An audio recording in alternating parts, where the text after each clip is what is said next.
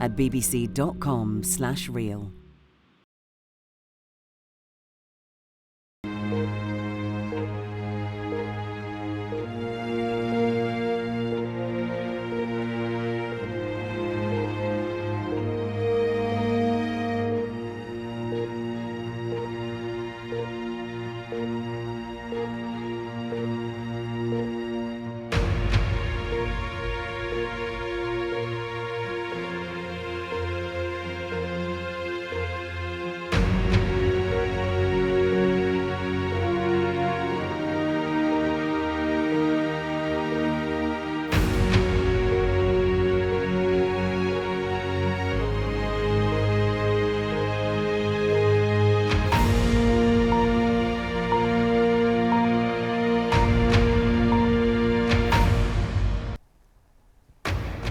This is BBC World News. I'm Samantha Simmonds. Our top stories.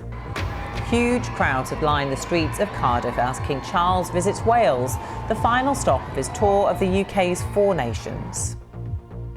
The King told the Welsh Parliament the country held a special place in his mother's heart as he addressed a remembrance event.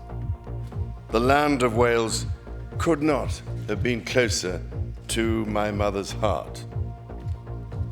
Roedd lle arbennig I Gymru yn uchelon. Meanwhile, in London, thousands of mourners are continuing to file past the coffin of Queen Elizabeth at Westminster, with queues stretching for miles. And in other news, the Ukrainian authorities are investigating a mass burial site in newly liberated territory in northeast Ukraine. Kyiv says most of the bodies exhumed were civilians.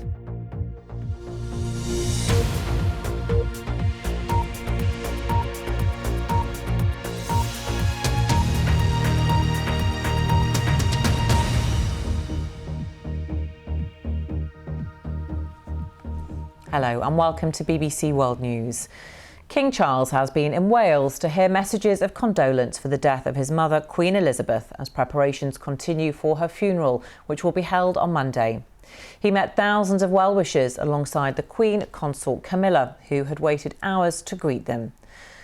Tens of thousands of people have been queuing in London to pay their respects to the late monarch, who is lying in state in Westminster Hall.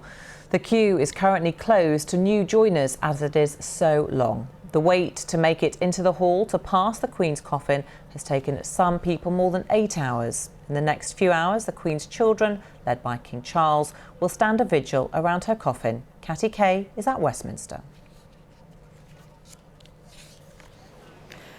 Well, it's amazing to be here in Westminster where the people are still queuing. Tens of thousands of people are still standing in line to see the Queen lying in state. At the moment, it's thought that that line that I'm watching just over there is 14 hours long. So many want to attend that at one stage today, mourners were actually stopped from joining the queue. They had to queue to join the queue.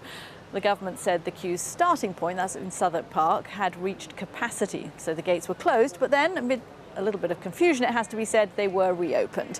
Meanwhile, it has been confirmed that at the request of King Charles himself, Prince Harry can wear military uniform when he takes part in a vigil beside the coffin. That's tomorrow.